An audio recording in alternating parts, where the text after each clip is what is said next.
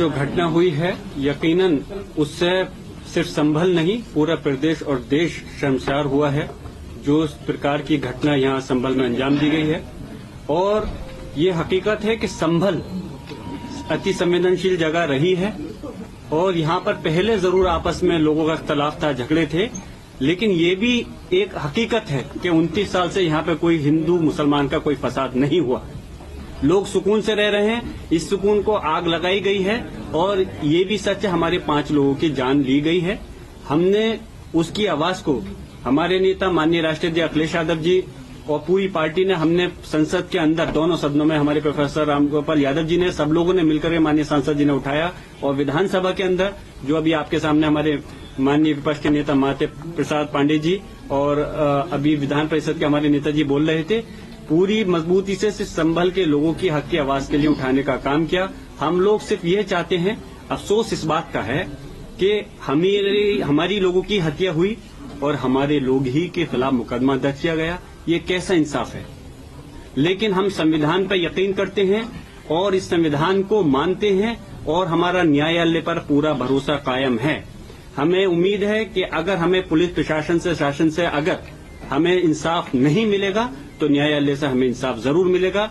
उसकी लड़ाई हमने संसद के अंदर और विधानसभा में मजबूती से लड़ी है और इंशाल्लाह हम पूरी कोशिश करते हैं कि उसका भले ही खामियाजा मुझे भी भुगतना पड़ा कि मेरे खिलाफ भी मुकदमा, मेरे वालिद साहब के खिलाफ मुकदमा, हमारे विधायक जी उनके बेटे के खिलाफ मुकदमा लिखना, एक ये चीज जाहिर करता है कि पुलिस और प्रशासन अपनी जो नाकामी है या जो करतूत है उसको छुपाने के लिए इस प्रकार की ये चीजें करी गई हैं और हम चाहते हैं कि हमारे लोगों को इंसाफ मिलना चाहिए, वो भी इस देश के नागरिक हैं।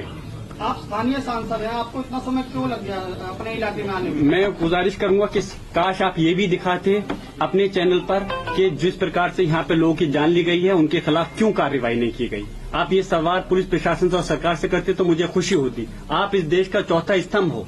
मैं सिर्फ इस पॉइंट ऑफ व्यू पे नहीं, यहाँ पे हम लोग राजनीति करने नहीं है।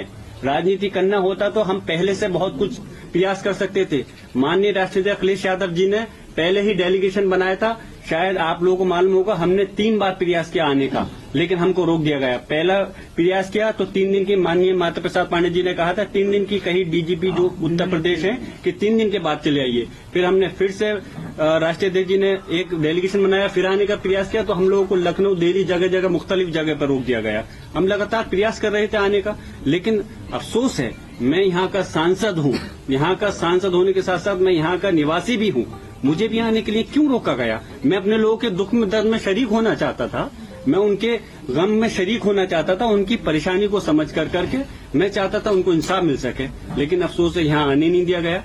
लेकिन खैर कोई बात नहीं, आज हम हाजिर हुए हैं और हम और हमारी पूरी पार्टी चाहती है कि संभल के लोगों को इंसाफ मिलना चाहिए। जो उनके साथ ज्यादती हुई है, जो जुल्म हुआ है, उसके खिलाफ आवाज उठनी चाहिए। जिया, जब पुलिस ये कह रही हो कि खुद ही आपस में मर गए लोग, गोली मार दी आपस में, आपको क्या लग रहा है कि वाकई? अफसोस है कि पुलिस की तरफ से ऐसी इस प्रकार की बातें आना जिसका कि औचित्य कोई मतलब नहीं बनता। मैं आपसे पूछ रहा हूँ, अगर इस बात को आप लोग सच मान सकते हैं तो मैं ठीक है इस बात को भी सच मान लूंगा कि लोगों की आपस की गोली से मृत्यु हुई। अगर मैं कहूं कि पुलिस के 2 थानों के बीच में आपस में लड़ाई चल रही थी किसी चीज को लेकर के, उनकी गोली हमारे लोगों को लग गई, तो अगर आप इसको सच मान सकते हैं तो उसको भी मान लीजिए। कोई औचित्य नहीं, जिसका हाथ पांव नहीं, इस प्रकार की अनावश्यक बात करना और ऐसी पुलिस प्रशासन, बहुत अफसोस की बात है। और मैं कह रहा हूं, मुझे ये बताइए कि पुलिस प्रशासन ने यहाँ पर हमारे लोगों के हाथ में पत्थर तो दिखाए कि जो पत्थर चला रहे हैं, क्या एक भी व्यक्ति के हाथ में ये दिखाया किसी के हाथ में कोई असला था?